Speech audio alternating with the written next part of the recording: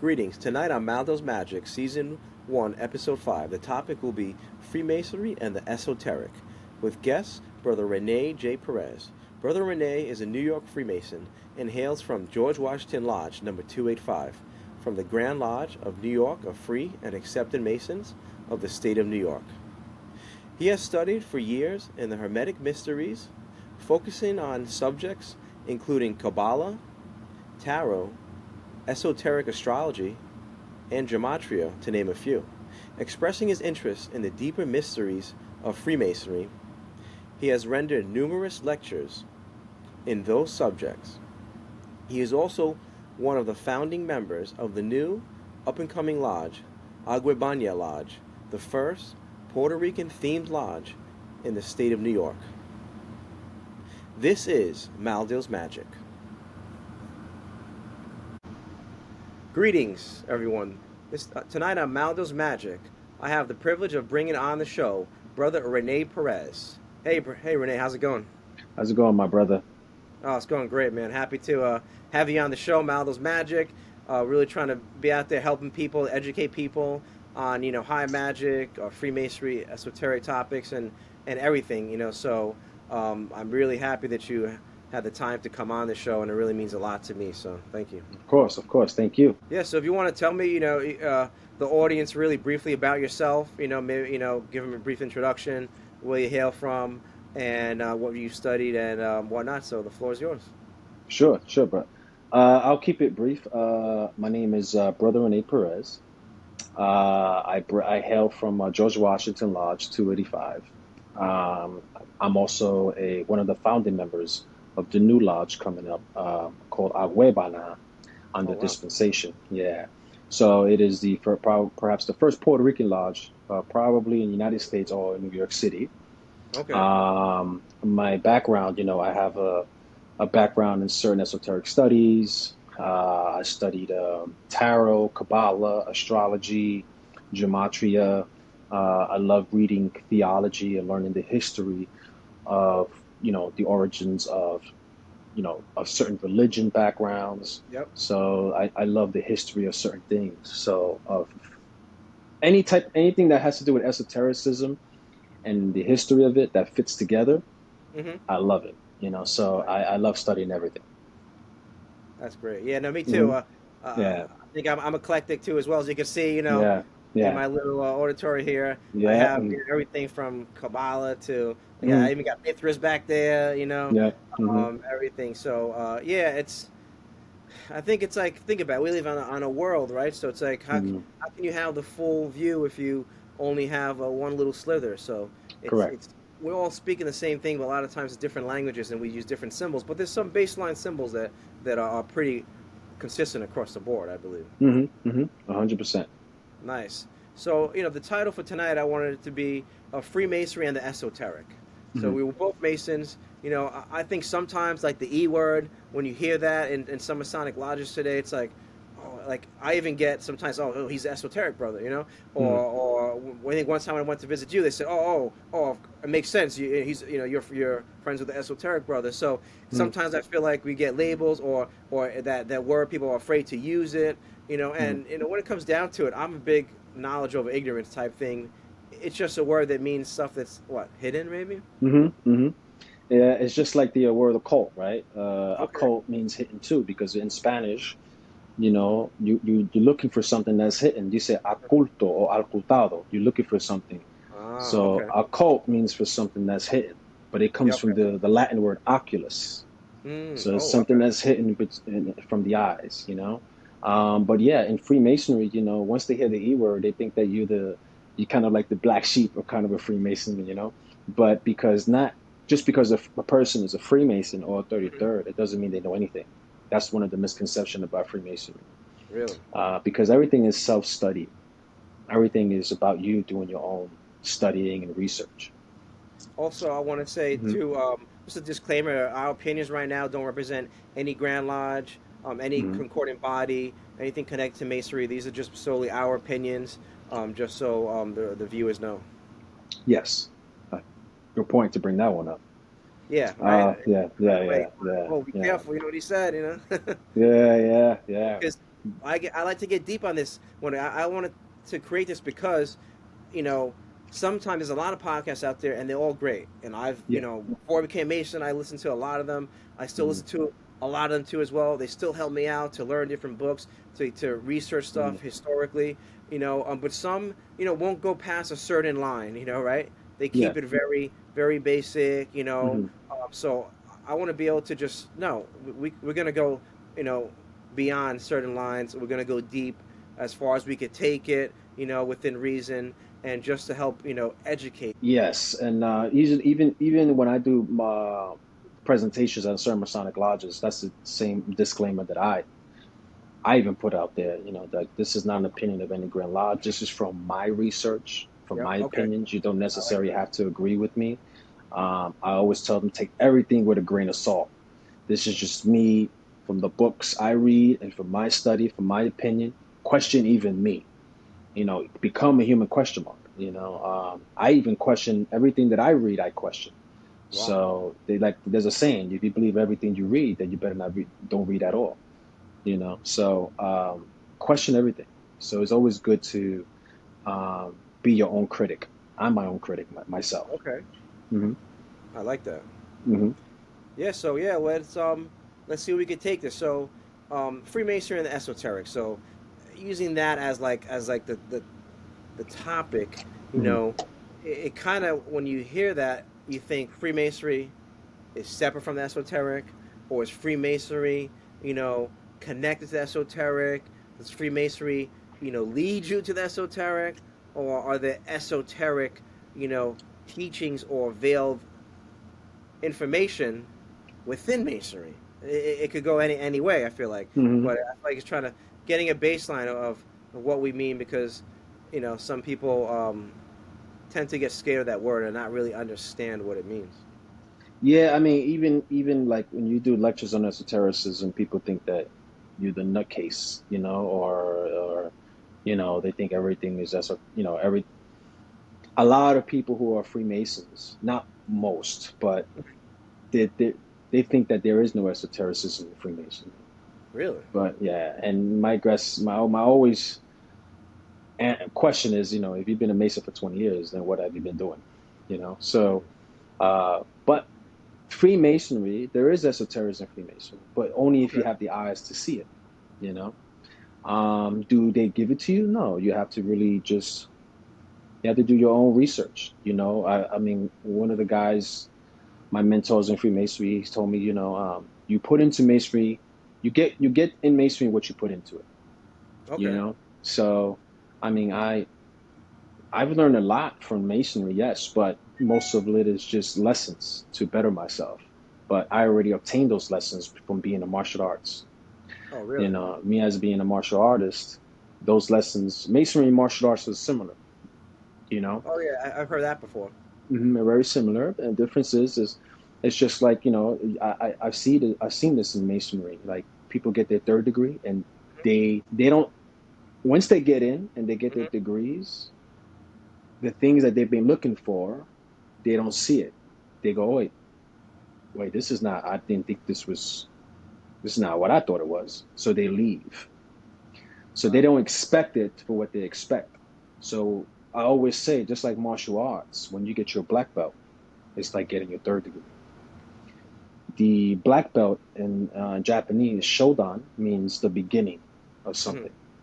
When you get your third degree, that's the beginning of your journey as a Mason.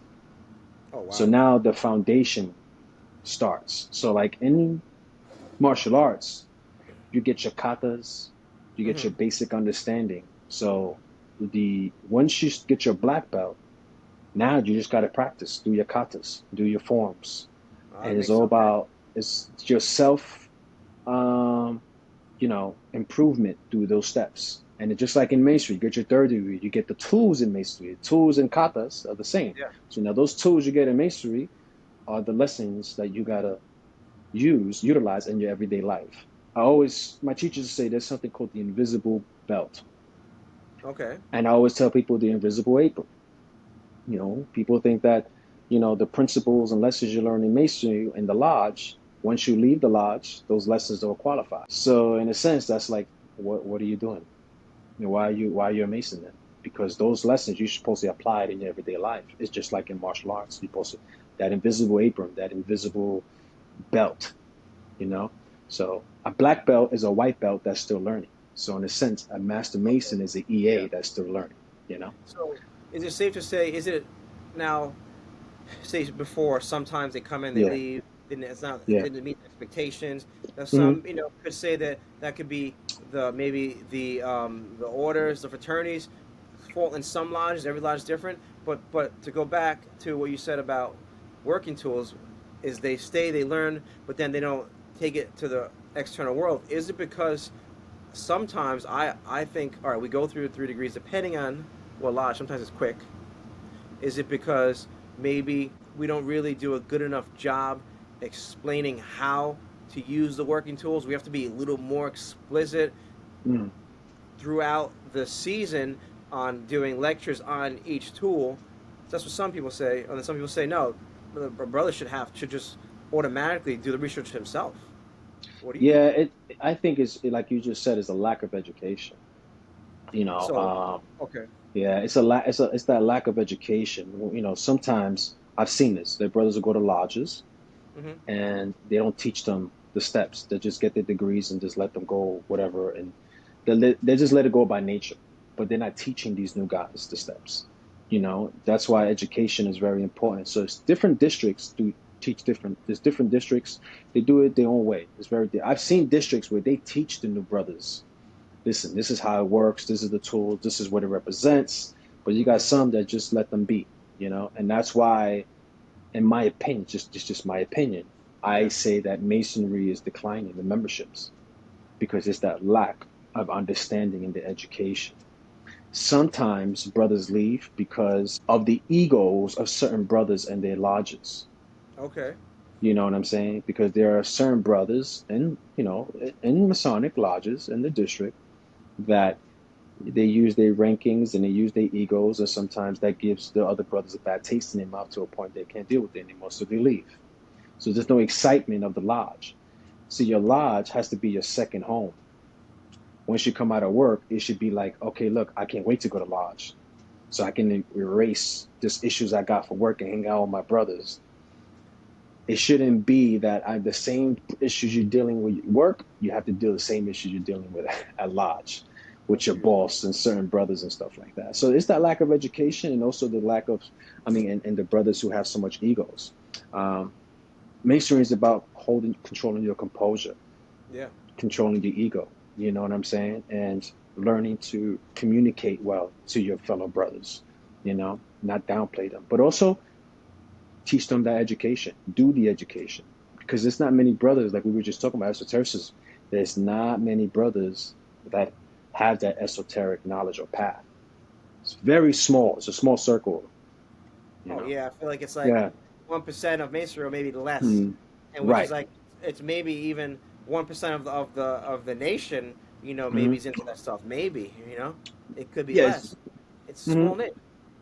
It's Right. not for And what? everybody. Some people are Hmm. scared of it, right? Some people don't understand it, right? Some people Hmm. have dogmas and upbringings, Upbringings.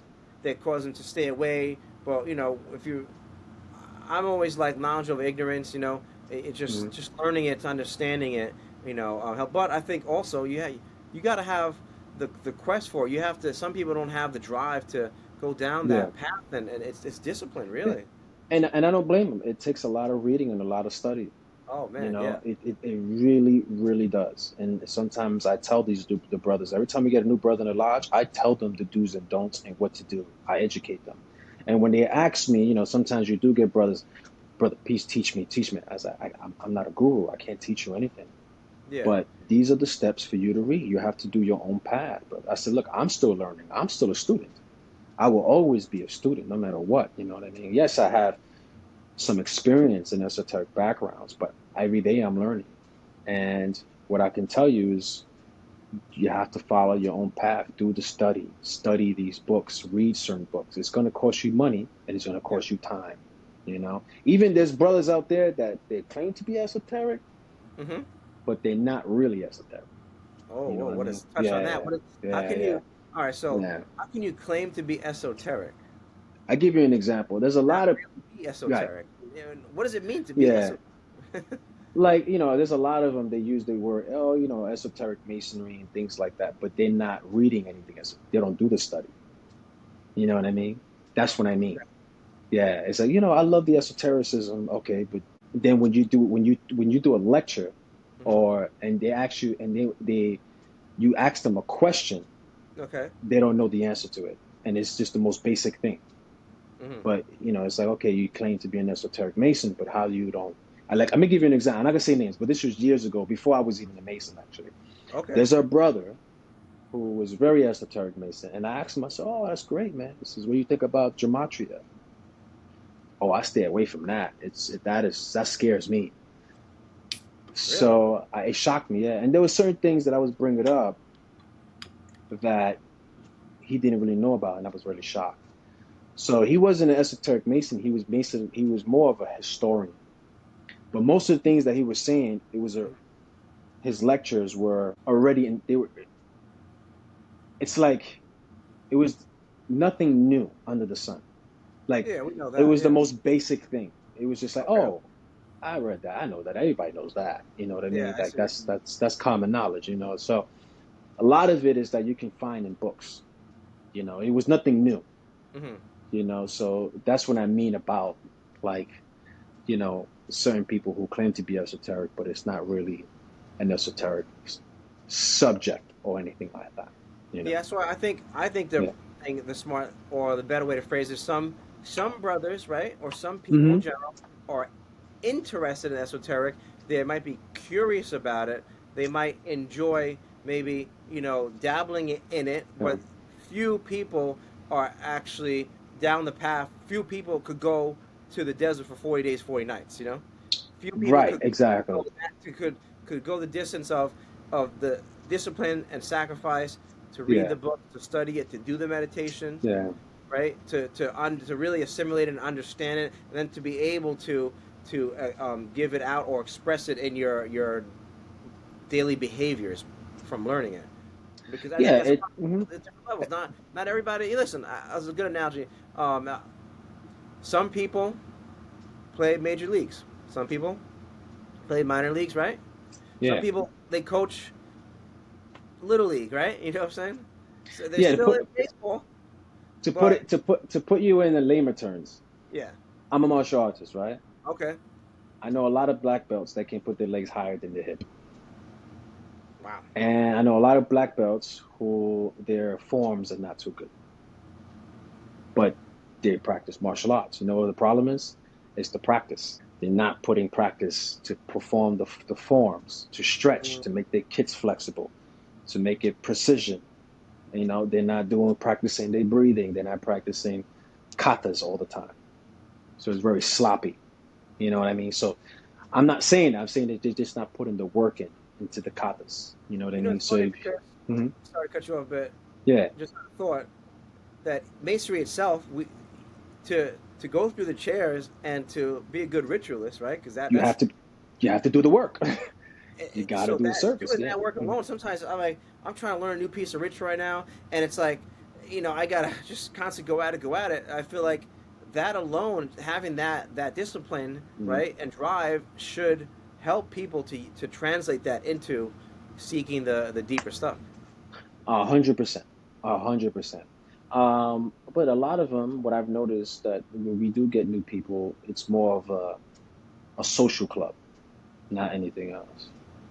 You know what Okay. I'm saying? Yeah, they just because they know that some people when they come in, oh look, we're gonna go get a drink afterwards. We're gonna have, and then in the summer we're gonna go do these things. We're gonna have fun. We're gonna go to this.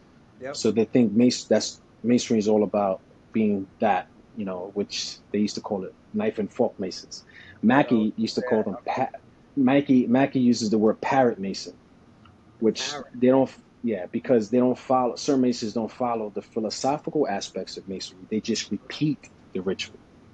That's all they Ah. could do. Okay. That's a Wow. parrot. You see what I'm saying?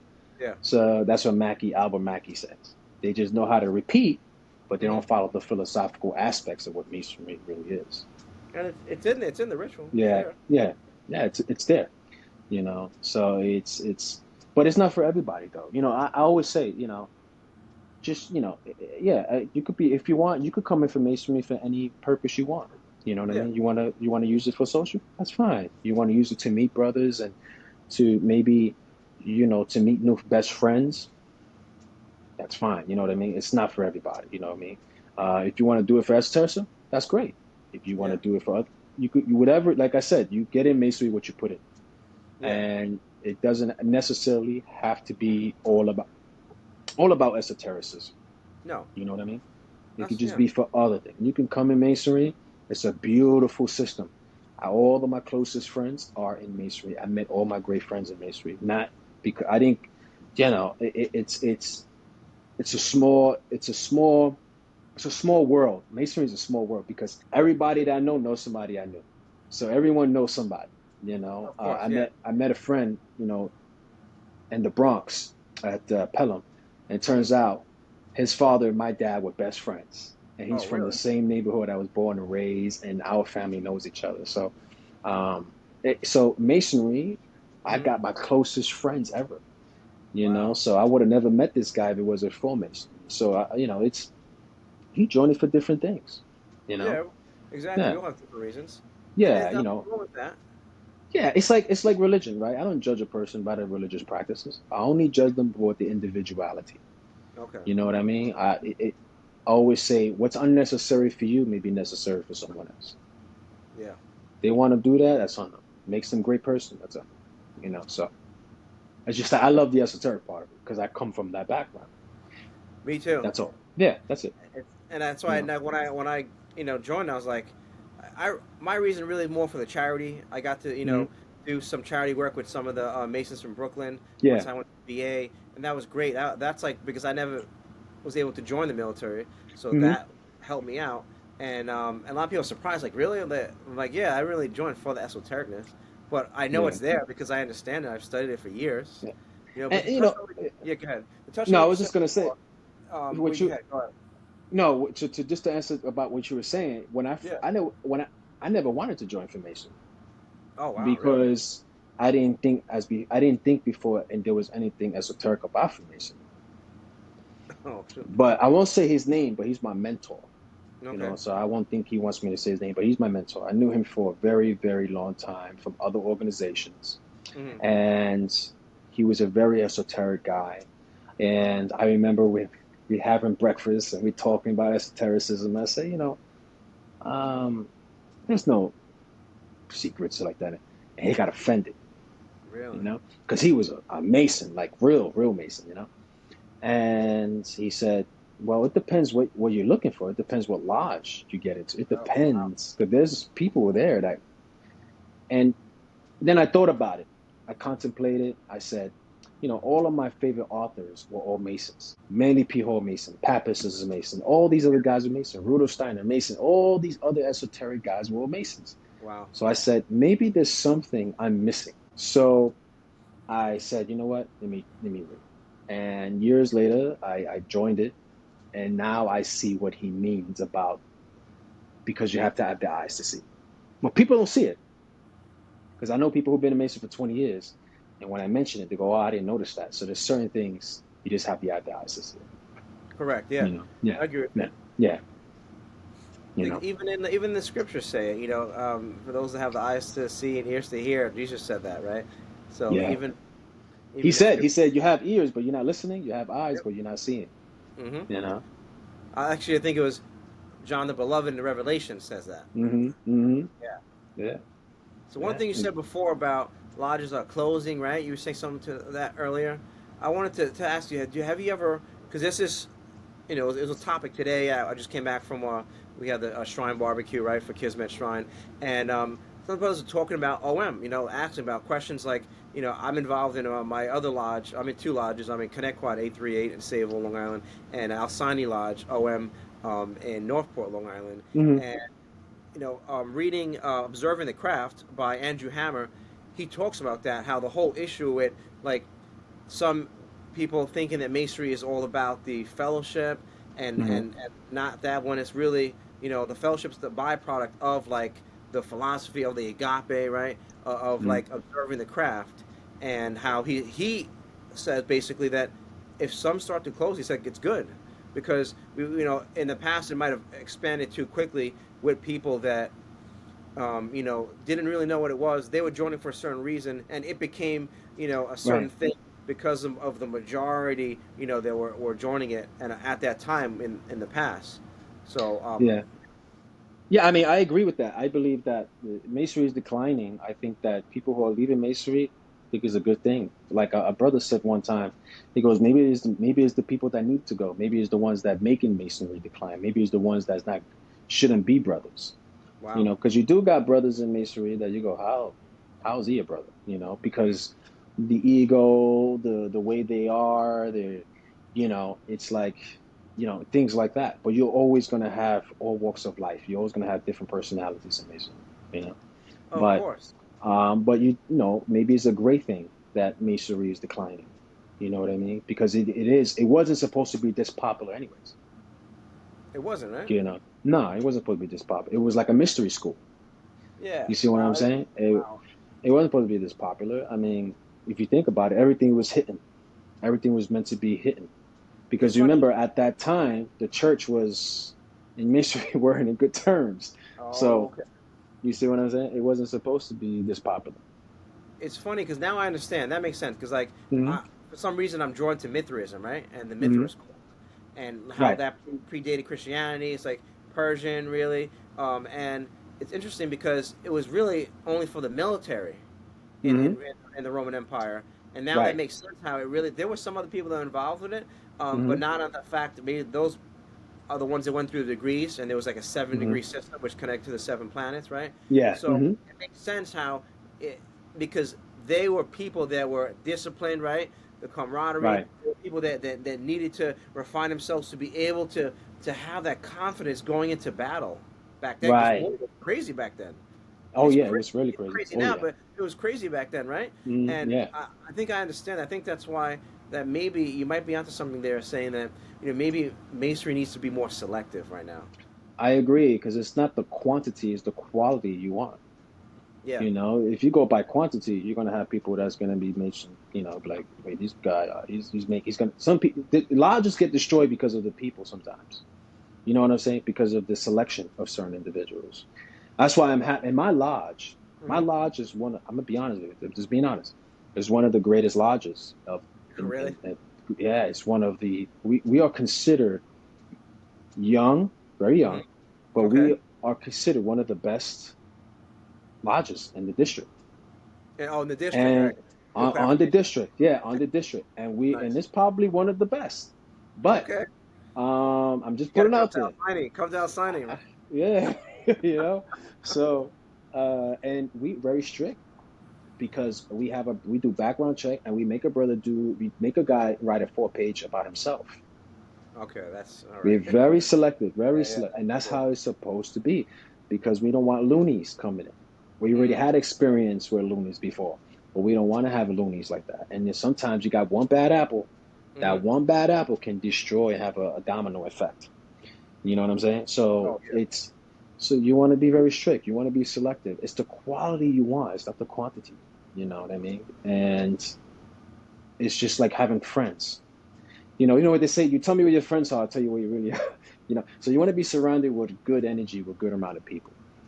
You know? Yeah, no, I agree. And Yeah. that's why I feel like it's important to like the egregore. Like when people don't understand that, sometimes Mhm. even that topic's a little too deep for some Yeah. brothers, right? Mhm. But the egregore is, there's the egregore that's built up by the lodge itself, like the personality of the lodge Yeah. feeds off the greater egregore, right? Yeah. From the masonry as a whole. But I Right. think the egregore sometimes it will push people out that aren't meant to be in it, that don't A align with hundred it. percent.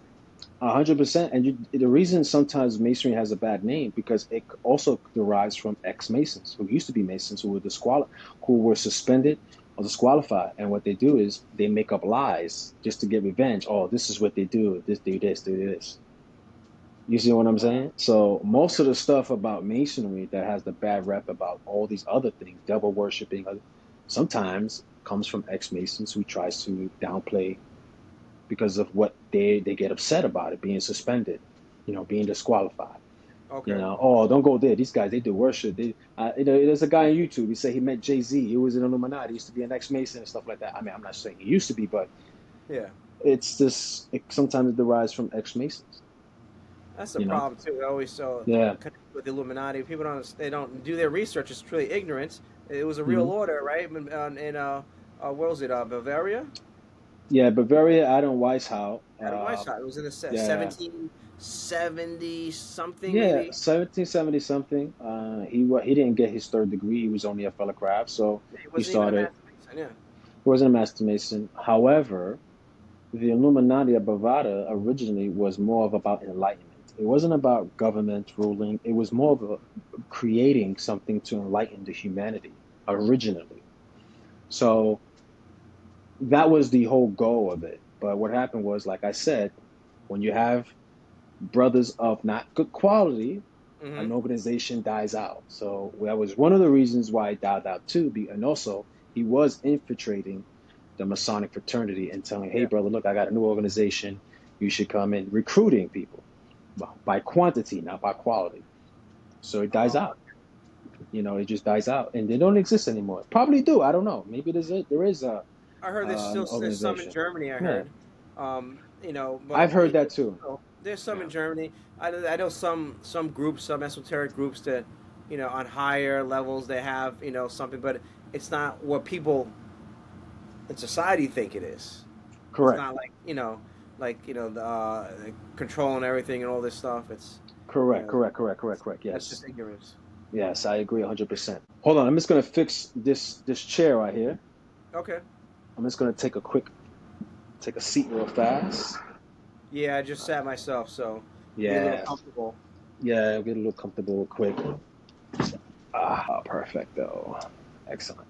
But yeah, I mean, so and Freemasonry, there is esotericism in Freemasonry, but you just have to have the eyes to see it, and it takes a lot of studying.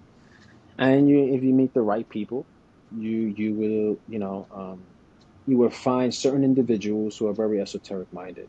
You know, I think it's theurgic too, and yeah, and there is, yeah, if you understand it, and without disclosing too much, obviously, right?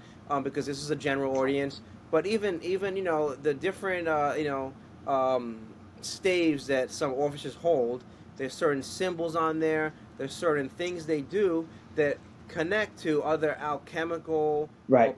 planetary symbols, if Hmm. you would. And just seeing that, when I first saw, I'm like, oh, this is great. I get what this. I now I know. I get what they're doing. So when I'm Hmm. doing that position, I'm like, I understand what I'm doing, Right, right? right, right, right, Or right. some people think I'm just walking, in the lodge a certain way, but they don't Yeah, even understand why I'm doing it, how I'm doing it, what it represents, what it connects to, or what it's invoking in a sense. 100%.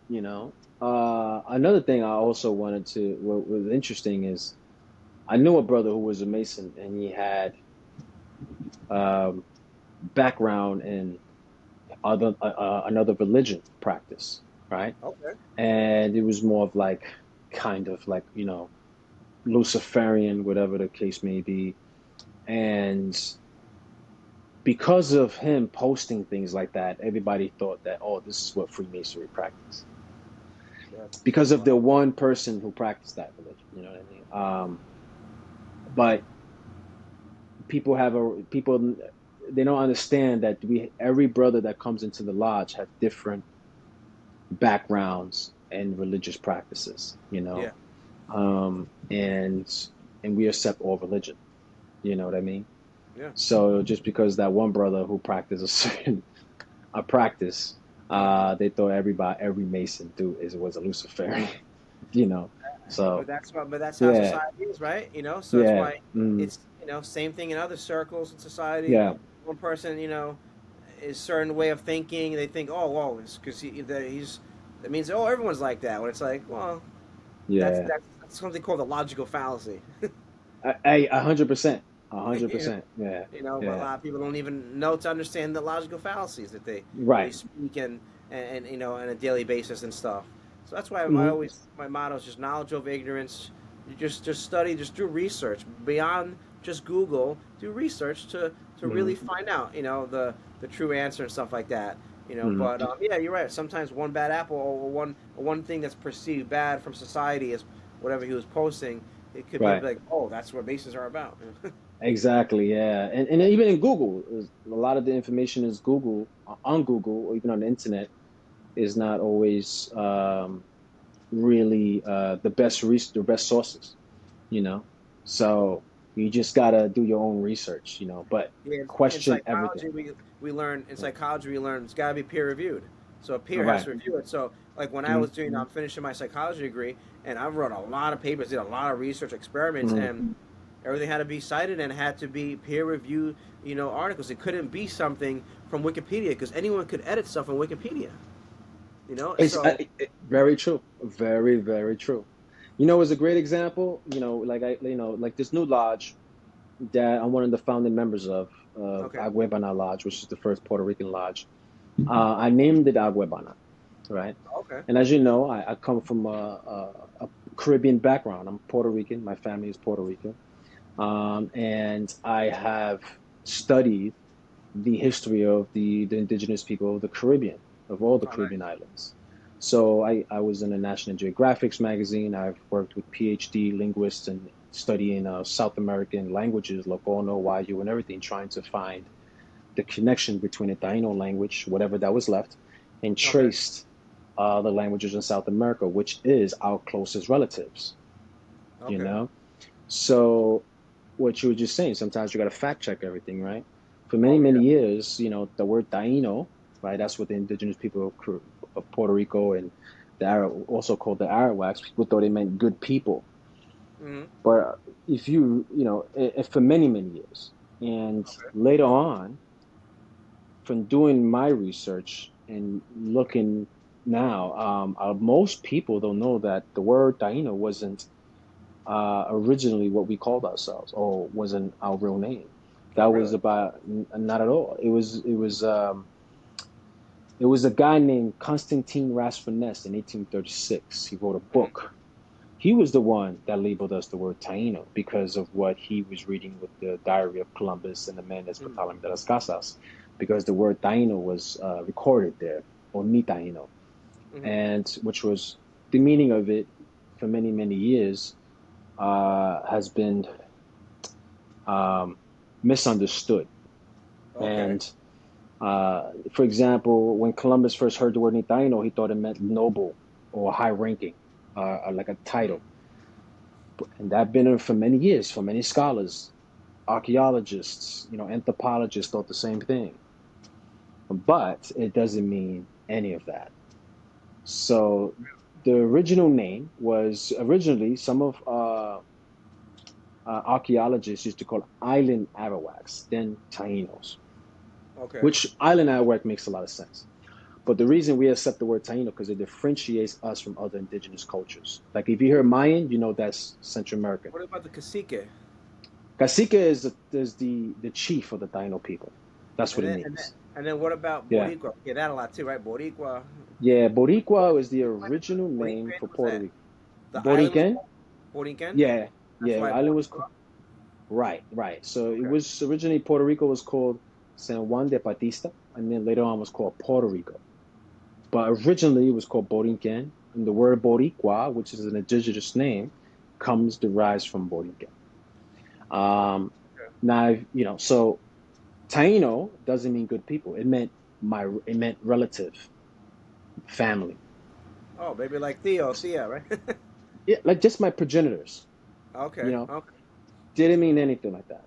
And for many years, there was misinformation because a lot of people didn't do their research and study. I was Wow. one of the first to write an article, and I worked with a lot of PhD linguists Hmm. you can research it, is you can Google it. It's called Origin of the Word Taino, and my It's name funny. is Look, there. if you see in my bookcase up top, Yeah, I yeah, have it. Oh, my sister gave it to me. It's a flag. It says Taino Pride. yeah, yeah. You see it? There you go. Yeah. Yeah. It's in it. So Just for the it viewers to understand too, I want to. If people see Puerto Rico, it's really just for in Spanish, it's Puerto Rico, but because yeah, it means rich port. That's so the exactly. viewers understand it. They named it that because it is. was considered a rich port. I think it still is a rich port. Right. There's a lot in there. That island's beautiful. It's amazing. I've been down there a million times. My mother's side, is from Puerto Rico. Mm. So we have a lot of property out there, and every time I go, I just love it. It's just something about it, like recharges me. Same here, same here. And people ask the question, why you guys hold the flag so pridefully? I said, well, because at one point it was illegal for us to wear the flag in Ireland. If you wear the flag, you're going to jail for 100 years. So now that doesn't apply to us anymore, to a point that we hold it with so much pride now. You So want to touch on the how the Puerto Rican flag connects to Masonry and in an esoteric way? sure. So most of the people from the island of Puerto Rico were Masons, especially the guys who created the government and everything were all Masons. So it was Luis Marin, not Pedro Luis Ocampo, his father was. Okay. Um, who else? Jose Diego, Ramon Pentances, all these Okay. doctors. Jose Cesar Barbosa, the first black Puerto Rican to get a PhD doctorate in the United States. Oh wow. So all these guys. So the Masonic flag originally was the light blue color, not the dark blue, but the original color was light blue. It originally supposed to represent the Masonic apron. So Oh. yeah, and the other vertical Mm-hmm. way. So you Yep. can see it has the flap and it's supposed to represent square. So because a lot of these guys were Masons. Let me see if I can get Yeah. one. Show everybody. Hold on one Yeah, second. yeah, definitely. I have one here. I could show you. Okay. Yeah, Yeah, I but got yeah. well, Yeah. I got my Puerto Rican flag, my Spaniard flag, right? Okay. Just so the viewers could see. Yeah. Yeah, like that. Exactly. You got the flat and then you have the square. It's supposed to resemble. And for Masons Yeah. to know right there, just seeing that they can Yeah. see an apron, but on the flag, the star is something else that we see someplace in the Masonic Lodge too as well. Exactly. That's right. Yeah. Yeah. Yeah. Yeah. So that's Yeah. that's great because I kind of just noticed that now. I'm like, oh, whoa, the star. Okay, that makes sense. Yeah. Yeah. Yeah. It's originally it was the light blue color and then it changed to the blue color. But yeah, so that's what I mean about like the information, fact checking a lot of information because a lot of people, if you do your own research, you really find the real source of it. Um, you'll see that like in the word taino, like I was just saying, the Yeah. true meaning of what it means. And people just regurgitate information online and they get Oh, of course. secondhand information without doing the homework. You know, Oh that's why yeah. you always have to fact check the information before anything. Yeah. 100%. Hundred Hmm. percent. Yep. Yeah. So how does one really find the esoteric? Like if someone say new brothers are joining masonry, I think there's two kinds. There's brothers that join looking for that, Hmm. right? And there's brothers for joining that don't look for that, right? And or it could be three, and there's brothers that join understanding that it's that. Right. It's like is it the task for the brothers that understand it to help educate the brothers that are looking for it, and also still plant seeds in the brothers that might have not been looking for that. Yeah. What thoughts on that? Yeah, I mean, I usually when I get brothers that joined, it's usually with that old saying, when the student is ready, the master will come in a sense. Okay. If I find them to be very interested in something, okay, my lodge, we do lectures on esotericism. Oh, really? We like a very esoteric lodge. We Nice. open minded to that. So usually we have a lot of brothers who are very into esotericism because my lodge, we have a book club where we discuss an esoteric book. I'm currently the president of the book club, so right now we're reading a book and we just get together and we discuss the chapter together. So when we get a new raising brother who's very interested in the esotericism of things that we can discuss in the lodge, we can discuss outside the lodge when we get together to discuss this one book. Oh wow, yeah, Yeah, interesting. yeah. Yeah, we started Hmm. in my home lodge. We started Hmm. doing a lot lectures as well. I personally started doing lectures with like Rosicrucianism and Freemasonry Yeah. connections, just showing people down like with the history of Hmm. how it was connected, from Germany to England Hmm. Hmm. in Masonry with Elias Ashmole, Yeah. him writing. They found a letter he wrote to the Rosicrucian order. Hmm. Michael Mayer. Michael Mayer. Uh, there was a card that he designed with a rose on it in Latin Hmm. to King James. So there was a lot of stuff there, and I started doing that. It was great because it gave me a good platform to really get confidence to talk around the brethren. And Yeah. now we started to Hmm. implement that where other brothers have been stepping up to give lectures, but too as well, because I think Yeah. that's what and now it's something that's almost mandated because with the Lodge of Excellence now. 100%. Yeah. We just did the Lodge of Excellence, but now we just joined that to do the Lodge of Excellence. We just got that Oh, email from really? worship for the most worshipful. He's doing a thing called Lodge of Excellence. Yeah. That if your lodge can do perfect ritual, we could do all this stuff. You get an award for the Okay. district. Yeah. So he just incorporated that just now. We're gonna do that. Um, but yeah, I mean, it's Elisha Ashmore, and you got the Royal Society, which they have right now in one of the college campuses. They say the Rosicrucians were the ones who created that. Yeah, I think it was called I think that's in Harvard or Oh, the Royal Society, and that was in yeah, England, right? England. Yeah, is that what is that? What's that I think famous that college? the Royal Society was with Francis Bacon, if I'm not mistaken, Yeah, Francis who was Bacon. a known Rosicrucian, right? Right. And I the Royal Society eventually turned into Masonry, or there's connections, but I know it still existed during the Victorian era because I think her husband Queen Victoria was in the Royal Society, if I'm not mistaken. I'm not sure what that Not a one, but I Mason, but I know. think he was in Yeah. the Royal Society. But I don't think he Right. was a Mason because the Royal Society No. it still exists, I believe, or Right, still it exists. still exists. Yeah, it's like they decided to create a campus of a university of knowledge. Yeah. So they said that it was done by Rosicrucian members. Supposedly Francis Bacon was one. Ashmore was Hmm. one of them. And I forgot why I'm forgetting that college. Well, most of all the Oh, is it Cambridge, not Cambridge, Oxford? Oxford? Oxford. Yeah. There you go. Yeah, because So a the lot of them. QQQ I Yeah, think does their lectures there sometimes at Oxford. right, Cambridge started exactly. too. I just got the email for their next lodge meeting. I think in September Yeah. or something. Mm-hmm. Yeah, I mean, there's always a speculations that the Rosicrucians at the time created the Royal Society for Education and Oh, stuff really? like that. Yeah, and Queen Elizabeth, it won't make sense. I mean, it makes sense because supposedly Francis Bacon, who was supposedly the Rosicrucian Grand Master at the time, according to uh, legends, Yeah. um, uh, he's the bastard son of Queen Elizabeth, and he was Oh, also wow. supposedly Shakespeare. And they Shakespeare, say that really? yeah, and the reason is because there's a correlation between Shakespeare and Francis Bacon. He changed his name, and he was the reason he chose Shakespeare because he gets it from a Pallas Athena.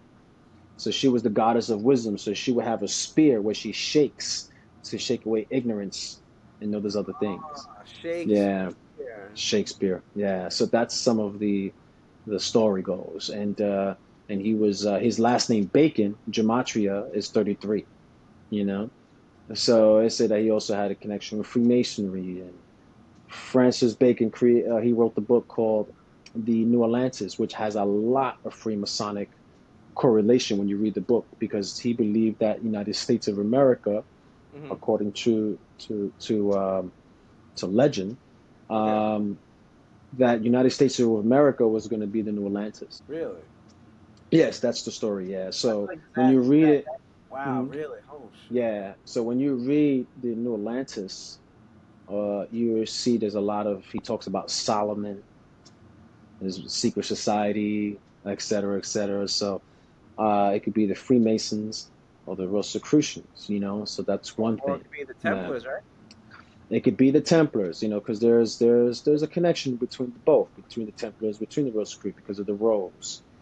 Interesting enough is Giza, the old word for Giza in Egypt was called Rose Tau. Rose Tau. Rose Hmm. Cross, right? Rose Cross, yeah. Yeah. Okay. And Yeah. for the So viewers, the yeah, Tau cross it's a cross where it's just like a T. That's it. it's a T. Hmm. It's not like a Christian cross like that. It's just a Yeah, T. Yeah. right. And It's just a T. there's Yeah. many different crosses out there.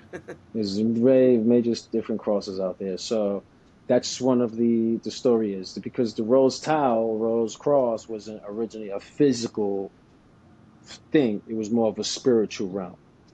So the Rose Tower, the Rose Cross was more of in the spiritual realm, not in the physical. And even Yeah. you hear some groups sub rosa, because in the Roman Yeah. times they had a Hmm. rose garden where Yeah. that's where they would keep stuff secret. So it's like Hmm. under the rose, so sub rosa. So maybe there's a thread of of that stuff always. Maybe throughout every society had something that kind of Hmm. connected that the rose, and which also connects to, I think, Venus, right? Yeah, I mean, one thing is that apparently Francis Bacon was part of a secret order called the helmet of the golden helmet, I believe. The golden And helmet. the Wow. golden helmet, yeah. I think they existed still. Is that? I think it's It reference to was in, Athena then, right? Because Athena had the yeah, helmet. Because I know, exact, what's his exactly, name? Weishaupt. Adam Weishaupt used it for when they created the he had exactly. the owl, I Mm, think, yeah. the helmet. There was a couple of other Hmm. stuff symbolism they Yeah, used, when he right. created that. Right. So it's in England, and supposedly he was there, and some of the people who created Masonry at the what is that? The Freemasons Hall, I think it was, a tavern, something like that. Most of them were all Rosicrucian members. That's a story. This is just stories. Yeah. But you can read this in books. There's many books on it, and the story goes that Francis Bacon was part of that, Hmm. and he created the secret order. And it's another thing is that there's an old image of Queen Elizabeth, a drawing of her gallery. So she had a party of like a costume gallery, by I remember costumes and that one. stuff. Yep. And on top of it, I actually have the photo, but on Oh top wow. of it, it says Rose Cross on the Really? letter. Yeah, on the letter. Yeah. And if you look at some of her images of Hmm. Queen Elizabeth I, old images, she's wearing a medallion, and the medallion is the pelican for the young. Okay. Which could Yeah, be seen as an early Christian symbol too, if I'm not mistaken. yeah, and Oh, also a right. Rosicrucian, also a Yeah, Rosicrucian symbol. Yeah, because it's and an alchemist, because the yeah, pelican, right, is something that. yeah. The pelican feeding his young. Apparently, it was the image was created by a secret Templar order. That image, the pelican feeding his young, that was their symbol. Yeah, It's they were really. alchemists at the time. Yeah, that used to be their symbol. Yeah, because they were alchemists um, that existed at the time when the Templars were excommunicated in France. There were some that survived. Some of them went to Scotland, Okay. and 7 of them stood in France. And it was not until Pope Clement, when he died, Pope John came. Hmm. Now, most people don't know this, but Pope John was a closet alchemist. Really? So, yes, he was a closet alchemist. And it was one of his ideas to bring back one of the orders of the Templars. Which Yeah. pope was it that I think in one of A.E. Waite's book, he wrote those he had these prayers. Was it Pope Leo maybe? Pope He wrote Leo, wrote prayers for the days, and it was like magical prayers, used as purification. I don't know if it was Pope Leo, but it was a pope. It's interesting because throughout history there's some popes that are yeah, connected with some esoteric thoughts, yeah. or There's misinformation. Yeah.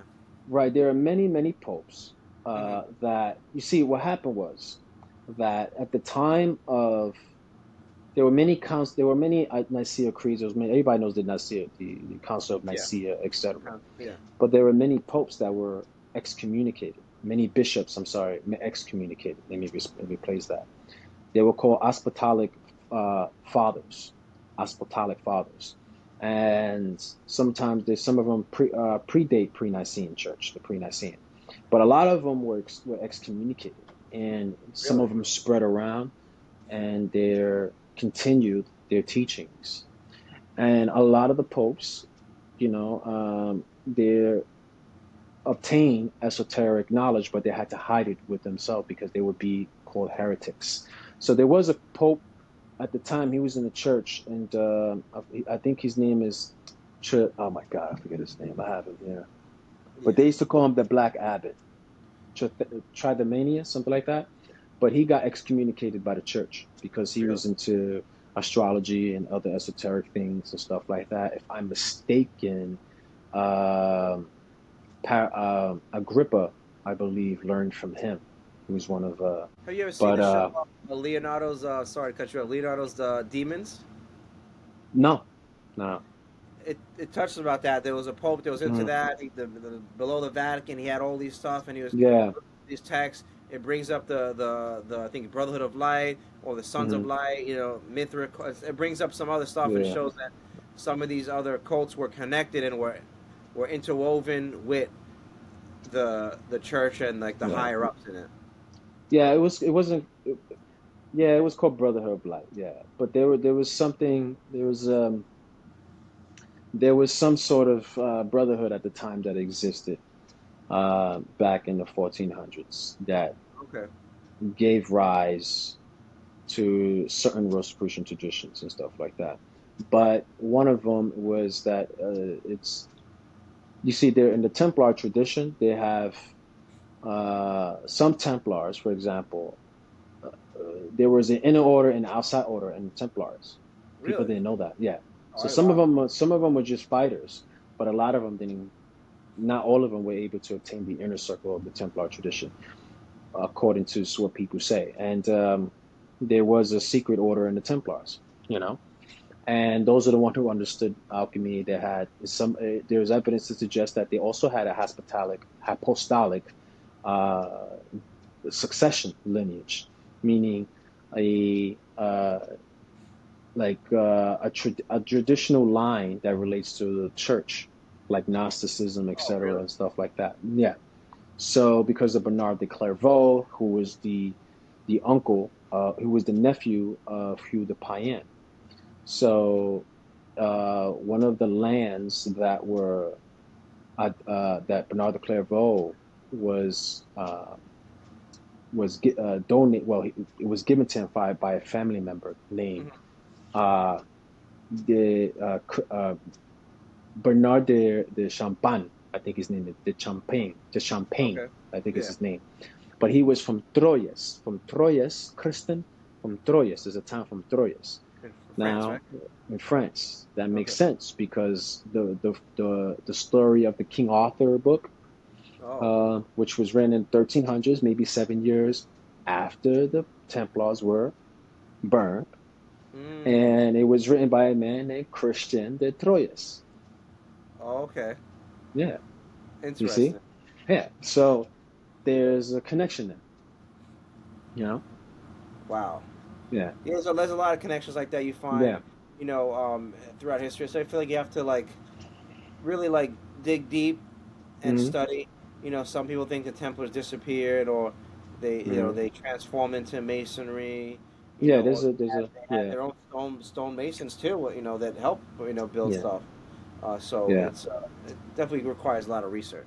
There's a lot of stories of that, right? Yeah. There's stories of how the Templars were they incorporated into the Masonic tradition.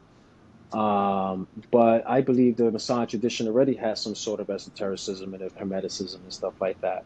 But then later on, the Templar tradition may have kin absorbed into it, later on after they were being excommunicated, Okay. yeah. So, um, but in the Templar traditions, I don't believe that they were, wiped out at all because there was a man named Johannes Marcus Larminius, right?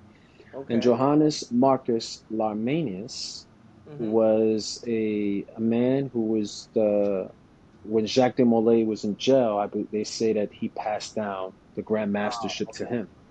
So later on in life, there was a charter that was passed to him. And then in the 1700s, there was a man named Bernard Raymond Palaprat. Okay. Bernard Raymond Palaprat was a when we get off the camera, I will show you the book and stuff. But he obtained a charter by Johannes Marcus Lamanius, and the charter Mm-hmm. is actually in Mason's Hall today. And originally it was in Templar ciphers. It's a real charter. It's Wow. humongous. The copy is in Mason's Hall. Okay. Now the question is, and this is by linguists and people who study languages, and the only thing is that there's a debate that the charter could be a forgery.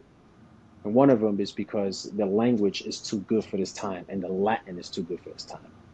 But Oh, then wow. there's evidence to suggest Mm-hmm. that no, it's actually real, and the language does fit. It does fit it does fit the time period. Oh, wow. So now they're starting into new studies are saying that it's legit. So so this charter Mm-hmm. was passed down from, and it has 22 signatures from Jacques de Molay all the way to Bernard Raymond Palaprat, the last Grandmaster of the Templar tradition. Is Jack D. Malay's signature on it too? Well, yeah, his name is on top. So Did he you sign have the it? two. I, I'm not sure if it's his right. That's the thing. I'm not sure if it's writing, but there are 22 Oh, lists of Grandmasters from then. okay. From that, yes. Yeah, because there's Yeah. 22 paths on the Tree of Life right now. There's 22 passages. There's 22, Hebrew letters, Yeah. but yeah, there are 22. The Grandmasters list is in there. You know. Is that any connection to now Holy Blood, Holy Grail? I think they kind of talk about that. That's different. I know that's a little different. They do talk about. I think that's more Priory of Sion, right? Yeah. Items like that. But then there's another one, Rex Day and the Custodians of the Truth, 2-book series. They Mm. expound about on what maybe they kind of got wrong in Holy Blood, Holy Grail. There's a lot of stuff they got wrong, but, and now how there is a group maybe that's been this is an invisible group that's maybe been using Templars, using Masonry, using all these groups as a way to help um,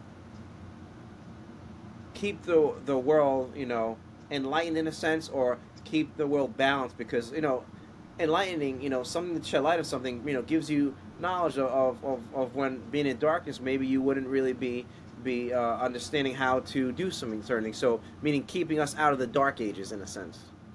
Yeah, So I mean, the Priory of Sion thing is a very tough subject because, it's hard. I be, think sometimes they yeah, debunked a lot of stuff, and the guy made fake things, or yeah, it's hard. But there's a lot of shows that you could watch that allude to it.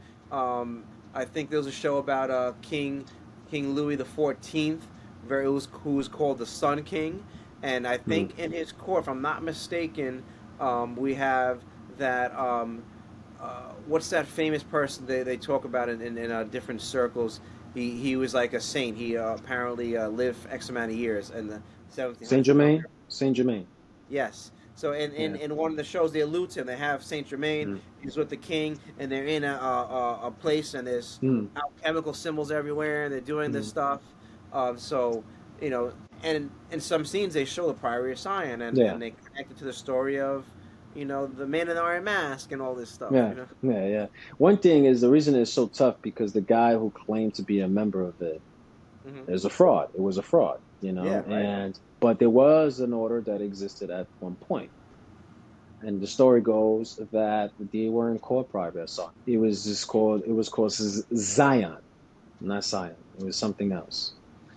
Oh, So it was something else. I see. Okay. Yeah, so it was a different name, but then later on changed. They did exist at the time. The story was that it was created in Alexandria, and there was a man named Ormus. I won't go too deep in there, Yeah. Yeah. Yeah. Yeah. but this guy was one of the founding members of it, and he was from Alexandria, Hmm. and he taught certain things. And this is a story. I'm just telling you from what Yeah. some what the tradition supposedly they say. And the priory at the time, or the order, which was called Priors before they were called Prior, was one of the creators of now the Templar order. And then later on, they split and became enemies. Yeah, it does allude to that. I Yeah, think yeah, in a couple of the books. I think Rex yeah, Dale, maybe Rex Day talks about it a little more, yeah. but Holy Blood, Holy Grail talks about the split and stuff like that. But Mm, it's funny you say that because the person who wrote the bylaws for the order was, what do you call it? Bernard de Clairvaux, right? Yeah, Bernard de Clairvaux. He wrote the That's bylaws his for the version. Masons. And it's funny 72. when I got confirmed a couple of years back, right? And I didn't know. I was like looking. You have to pick a confirmation name. Okay, no problem. Looking through names, and I didn't really know this. And I said, "Oh, that name stuck out, Bernard de Hmm. Clairvaux." I'm like, "Oh, I'll pick that name." And then I'm like, when Hmm. I found out, I'm like, "Oh, wait, what? That's what." Hmm. I'm like, "That's interesting, right there." Yeah, He wrote 72 laws. He wrote 70, 72. 72 laws. Wow, I think there's an esoteric significance to 72 for those that Hmm. have eyes to see and ears to hear. Hmm. You know. Yeah, he wrote 72 laws, and he was I think, supposedly the nephew of Hugh de Payen. Yes. Hugh de Was Payen's right. grandfather was a Sufi, so according to some people say. Ah. His Okay. grandfather was a Moor, and what's interesting is that the Moors were the one who brought in supposedly Kabbalah to Spain. So Yeah, I've heard this before. yeah, to Okay. Spain. And the reason they believe that the Templars may have inherit a treasure, um, probably treasure, but I believe it's knowledge, Yeah. and it's probably some people believe it's probably with the Zohar. And there's a document. I wish I can read it here, but I don't have it on me right now. Hmm. But that they may have obtained a secret Kabbalistic doctrine. And it is why that, like in Spanish, when you say a person, like Kabbalah means caballero or caballeros means many horses. But What when is you it? say in Spanish, Oh, caballero means okay. many horses in Greek. But in Oh, Spanish, when we say for a gentleman, like, hey, you're a caballero, yes. that means you're a knight. A night. But Yeah. the word Kabbalah is in that word. Oh, caballero. Yeah, yeah, Oh, yeah, I see what you're saying. So they tell yeah, you a knight of the yeah. Kabbalah. The Kabbalah. So they Wow. say that the Templars may have obtained a secret tradition of Kabbalah from that. You know, how we really don't know. Some people believe they may have even learned from a man named Rashi, Okay. or and Raymond Ludd, who was an alchemist at the time. Hmm. He lived in the same century as the Templars. May have been secretly a Templar, even though he was in he went against them. But Yeah. legend says that the reason he went against them in the church was because he don't to not exploit his Yeah. membership, his connection to the Templar order. But they say he was an alchemist, and he was part of he is an alchemist, but he was part of the Templar tradition, All and he right. was So from it's like Spain too. okay. Oh yeah. Yeah. So there's a lot of stuff in Spain, and I was just Mm-hmm. there. I did a Templar pilgrimage. It was great. I went Mm-hmm. from Spain to Portugal, northern Spain. Mm-hmm. Down by close to Barcelona. A lot of stuff, and I'll Mm-hmm. probably leave that for a further podcast and further lectures, right? But Mm-hmm. it's interesting because there's a lot in Spain. Andalusia and that southern area is where Kabbalah they say developed and stuff. But Mm-hmm. another thing, like because it's a little conspiracy. Do you think that the Templars um, had anything to do with the Holy Grail and what we Mm-hmm. learned, the Da Vinci Code and that stuff? I try not to go jump into conspiracies. Right. And either way, if that's true or not, you know, it shouldn't like change as much Mm-hmm. of the actual teachings within the gospel, Right. right? It Yeah. shouldn't Yeah. change the person. It just Mm-hmm. so I don't know if you want to answer that question, if you No, can, of or course. Yeah. Yeah. Sure. So there is legends that they obtained the Holy Grail because it's according to the King Arthur story, right? King Arthur, the Holy Grail, and stuff, and the elixir. mhm. Um, so the Grail for the Templar tradition, it wasn't something that was a physical cup. Everybody's saying, "Oh, Yeah, it's a cup. It's a physical cup," no, yeah, but it was more of a spiritual cup. It was yep, something that was for within. The cup even comes from like the bowl of the skull of the human being was a cup, a bowl. So mm, like kava, or the cave, or hmm, like Jesus, he was being crucified in the mountains of Golgotha. So Golgotha or kava means the skull, hmm, right? And so the bowl or the head of an individual's consciousness, the head was considered is esoterically is considered the Grail. So you are the Grail, you know. And there's Okay. something called in the brain because the esotericists at the time they were anamatists, so they were heavily into. Oh, okay. They understood all the bodies. So, and by the pituitary gland, there's Hmm. something that holds the pituitary gland, and Yeah. it's called the tersica silla. That's what it's Torsika called. Sia. Okay. Tersica silla means the Turkish seat. Torsika, a Turkish Silla, seat. Turkish seat. Wow. But it Okay. looks like a cup, Mm. and the pituitary gland holds it. So that is the Grail, because the story is that if you choose to believe it, Hmm. the esotericists and the occultists at the time, and the mystics, Yeah. they believe that the pineal gland and the pituitary gland is the seat or the essence of theosis, as I say, right? The divination and the union with God. So the pineal gland is masculine, but the pituitary gland is feminine. So the Okay. connection between them creates this union or this electricity if you know how to raise that energy up the Oh, okay. vertebrae into the skull where the Holy Grail becomes. Like raise it up like Moses did on maybe Yeah, it's raising that brazen serpent energy, right? on a maybe a tau cross, right? Something like Like that. a yeah, like a tau cross, right? You ever seen the tau cross with the serpent coming up and stuff? Yeah. That's Yeah, something we see. so It's like right. So that's the cup. And the cup has always been part of many traditions. Even the Bacchus, Dionysus had a cup. He was the god of wine. So it's something that you are the cup, and you have to find the cup. But the cup has always been you. so it's like as Now, above, so below type as thing. that It's a, like trying to show you exactly. something external that we understand to go Hmm. within and understand it, what it means internally, how we can Exactly. activate it. Maybe it's funny too because Exactly. a whole country when I was out there, my first Templar site was in Tomar, Hmm. Portugal, Port Hmm. of the Grail. Port of the Grail, yeah, yeah. Yeah. And was it with Da Vinci, the most thing with the Da Vinci Code, they go, oh, the phallic symbols. I mean, the chalice is right there. You got Jesus, and Oh yeah, what the but picture for the the Last Supper picture, brings it the together, last, right? yeah.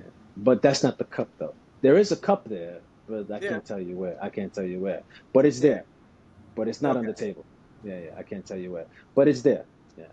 But it's one of those things that, because Da Vinci supposedly was a Templar, according to Wasn't he a some tradition. Rosicrucian? It's funny, right? We touching on Yeah. this.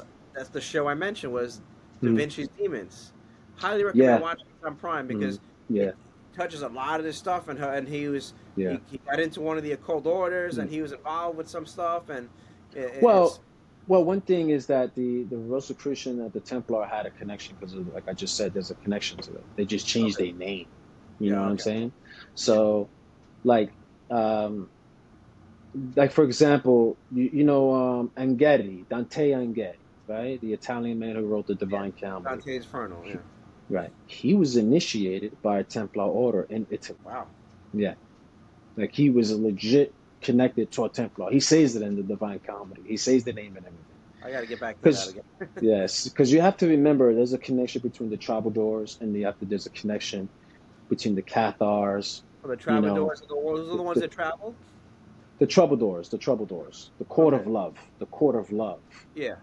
right? And they were all about love, and that was Yes. the connection between them and the Templars that's a fact. There's a connection between them and the Cathars, even some of the Sufi traditions, supposedly, even the Sufis, they believe that they had connection with the Templars. There's a story about a man who was a Sufi master. He talks about the story of what Baphomet really, really was back in the 1900s or the Oh 1800s, wow. according to the tradition. You know, so there's a lot of connection. But with the cup, back to what I was saying, the Holy Grail and this whole conspiracy theory, there's no such thing as a cup. So you see all these people saying, "Oh, we're going to go to Oak Island. We're going to go there. We're going to look for this cup." The cup has always been you. It's a story. It's an allegory. You Okay. know, it's not something that Well, was real. what about the Even whole though bloodline? Is that where would that come in, right? Yeah, because a lot of them believe that the bloodline of Christ, and the story Mm. goes that he had a daughter named Sarah, he had a daughter named this, and he went to France, Mary Magdalene. There's many stories like that. There's Yeah. even there's a similar story from Scotland, right? I mean, not Scotland, Ireland. In Ireland is a story about a woman named Scota. So Scota is where you get suppose I don't know Scota, Scotland, but she was in Mhm. Ireland. She was the daughter. She escaped Egypt. She was an Eastern woman, came from the East, and Wow. she was the daughter of Akhenaten. Oh, But I she can changed her who? name, Akhenaten. Yeah, Oh, Akhenaten. that That's sounds just familiar. that's Wow. actually a folklore of the Ireland tradition. So her name Really? was Scota, and then if you go into there's a valley in Ireland called the valley where she buried her body in Scota. Wow. So there's many stories, Yeah, yeah. So you know, it's legends sometimes, or oral traditions tend to be true, but sometimes you can debunk them easily because they change over time. You know, Yeah, yeah. I agree. hmm Yeah, so I mean, we're getting a little past an hour already, hour and 15 minutes. hmm I don't know. You want to keep going for a little bit, Yeah, sure. or I don't mind. final remarks? I'll let thank you for coming on the show. But if you have any final remarks you want to give to the viewers, the floor is yours. Yeah, if you know, we have this new lodge coming in September 26th. Okay. I'm looking forward to that. It's open to the public. I'm very proud of it from being one of the found. I thank my brothers from Agueybana Lodge, and Hmm. we worked hard, man, for like a year. Yeah, We I'll got definitely this be there. It's on idea. my calendar, so I'm looking forward Yeah, to that. I am so happy about it, and I got the pins ready. We're Nice. going to be wearing the guayaberas. That's going to be in our bylaws, So, but look So out is for that that. like those silk shirts or like the For the heat, yeah, for the summer, it's really they good fabric, man. They're awesome, nice, and I'm nice. looking forward to that. And hopefully, everything will go well, man. September 26th. I'm looking Okay, forward great. to it. Yeah, Sounds good. Well, yeah. thank you, brother Rene, for being on the show. hmm It was great having you on here. I would hmm definitely love to have you back on here. We could dive deeper into some esoteric topics. Sure, sure, of But course, thank you. Yeah. of And course, this my is brother. Maldo's Magic. Thank you guys.